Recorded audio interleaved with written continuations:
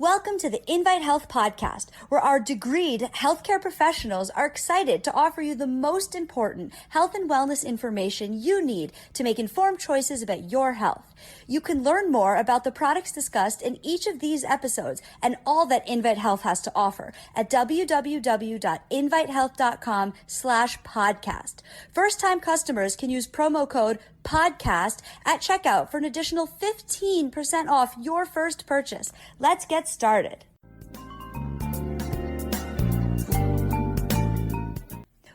If you've ever had to have an X-ray or a CT scan done, you've probably had the thought in the back of your mind, is this safe? So today I want to talk a little bit about what we do know when it comes to that radiation exposure and what risks actually are involved when we have to go in, whether it's for dental X-rays, whether it's a chest X-ray, whether it's going in and having a CT scan done, which is a CAT scan. There are risks, and I want to cover those, talk about some of the science behind what we know and what we can be doing in the event that we have to have that radiation exposure. So I'm Amanda Williams, MD, MPH, and let's get right to it. We know that when it comes to imaging in this country, we are all about the imaging, and it's estimated that just in this country alone, we probably do over 100 million regular, say, chest X-rays or, say, an X-ray of a bone every single year. When we look at CT scans, we are looking at probably over 80 million CT scans that are conducted each and every single year.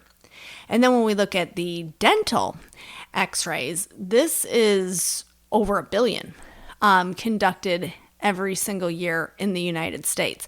So that's a lot of radiation exposure that we can put ourselves at risk for. So say you're going to the dentist, say maybe you're having an issue and they feel like maybe you have a pneumonia or something and you have to have a chest X-ray done.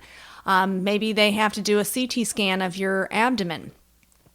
You have to be aware of the actual risk because there are many things that we know, and then we know that there is a dose-dependent adverse effect of X-rays and that these have been linked to cancers. And a lot of the focus of many researchers has been studying that particular cancer risk in both adults as well as children.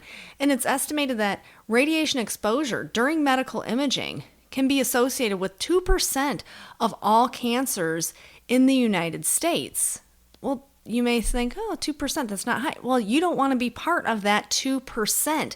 Now, this was published in a really well-regarded study that had been conducted back in 2019 and published in the Curious journal, looking at the different types of radiation. And when we think about X-rays and how common that is, when we think about CT scans, how common that is, they actually did a study over in the UK and they said that up to 20% of medical X-rays that are ordered are not even beneficial and actually are just adding unnecessary exposure to radiation.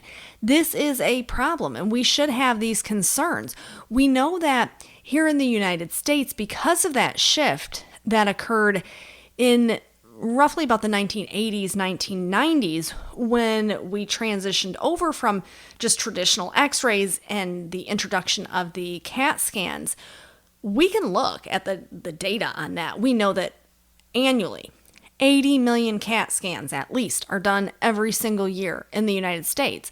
Now, if we go all the way back to 1980 and we look and see how many CAT scans were done, we're looking at about 3 million conducted annually. So 40 years ago, 3 million, now 80 million per year. And we know certainly that when we have that exposure to that higher radiation, which is what we're going to get when we do a CT scan, or if we're getting multiple films done on a standard X-ray, this exposure to ionizing radiation is really incredibly problematic. And the reason why is because we look at the DNA damage. So I oftentimes talk about mitochondria and cellular dysfunction and the mitochondrial dysfunction and what that actually means for our health. Well, what we know about ionizing radiation is that this causes DNA damage. And this is a real big problem because this can result in a DNA mutation, which can then lead to a cancer further down the road. This is a big issue. And for many people, they don't even think twice about it. Maybe you go into your doctor or they tell you, oh, wait, we're not exactly sure what's going on. Let's get a better look at it. Let's do a CT scan. Well, I always say, sometimes these are very warranted because you want to always get to the root of the problem, but make sure that there has been adequate blood testing done, other physical examinations that are done before having to go to that step where you have that exposure to radiation, because we don't want to put ourselves into that type of a predicament where we are doing DNA damage, which can come back to haunt us later on. Because when those DNA genes that regulate cellular proliferation are damaged, this is when cancer can start to form. So what do we think about when we think about oxidative stress, when we think about cellular damage?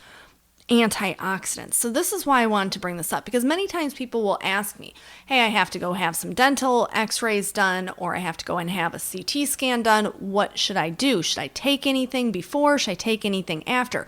And I always say, yes, let me run through just kind of the basics of what you should be considering when it comes to your exposure. We know that antioxidants are going to be important in order to be able to shield ourselves from the danger of the radiation coming from those diagnostic procedures, whether that be a CT scan or whether that be an x-ray. We can look at things like EGCG. Those polyphenols that come from green tea have been shown to be very, very beneficial when it comes to fending off the damaging effects of radiation that we can get exposed to. We can look at other things. Quercetin, for example. We know that this, once again, very beneficial for fending off that radiation-induced oxidative damage. So all of these things are things that we should be considering if we are going in. We certainly can look at curcumin and understanding that curcumin has kind of this dual action. It is working in a sense as an antioxidant to protect normal tissue from that radiation, but it is also working in terms of the upregulation of genes that are responsible for cell death and cancers. So we're hitting that on two different fronts. So this is why I generally will include biocurcumin 5-loxin into a regimen if someone is going in and having to have these types of tests done. Now, certainly ginkgo biloba has been studied, ginseng extract, silymarin extract, which is milk thistle. These are all things that we know have been studied that have these radioprotective properties to them. So say if you're going to the dentist and you say, the only thing I have in my house right now is some vitamin C and ginkgo, fine, take those. And afterwards, make sure that you stay on them for a good solid week. Because remember, we want to make sure that we can intercept any of that cellular damage that occurred from the radiation exposure. Now, NAC, this is kind of my go-to. When people reach out to me and say, hey, I have to go and have this test done, what should I take?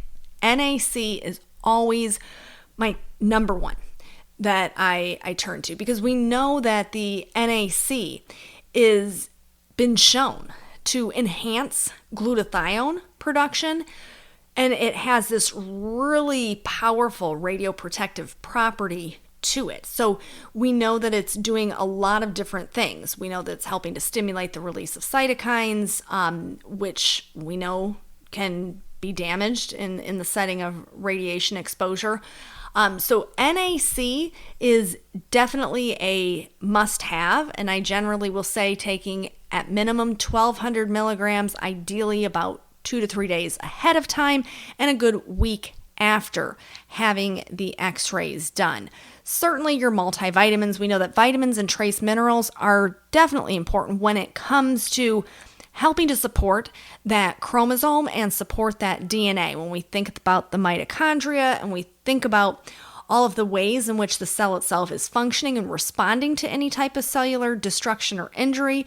So a multivitamin, always advantageous. There's a lot of different ways in which we can look at each individual nutrient or vitamin or antioxidant when it comes to the science behind this. But certainly when we look at vitamin E and vitamin C, we know that studies have been done even with radiology techs who have this increased exposure to radiation because of their job itself. And they found that when they gave those radiation or radiology techs vitamin C and vitamin E every day for 15 weeks, that their markers for tissue oxidation really came down and their natural antioxidant levels came up significantly. So when they were looking at their glutathione status, after giving them the vitamin C and vitamin E, they found that their body's natural ability to heighten up its antioxidants certainly came up. So vitamin C and vitamin E, we know that they help to stabilize those free radicals once they form, and that helps to reduce their toxicity. So a lot of different things that we certainly can be looking at when it comes to having to go in and have any type of dental x-ray done, chest x-ray done, maybe you broke a bone and you have to have an x-ray done, or you've been told that you need a CT scan done. So your multivitamin, zinc, we definitely know helps to, keep those red blood cells nice and happy. Looking at the power of NAC, milk thistle, vitamin C, vitamin E, and definitely, not overlooking the dual properties that curcumin can also provide you. So it's kind of just a brief overview. We know that diagnostically speaking, there is a greater risk for cancer development when we have higher exposure to radiation. And they've done many different studies. There was a meta-analysis looking at radiation exposure and an increased risk of thyroid cancer, for example.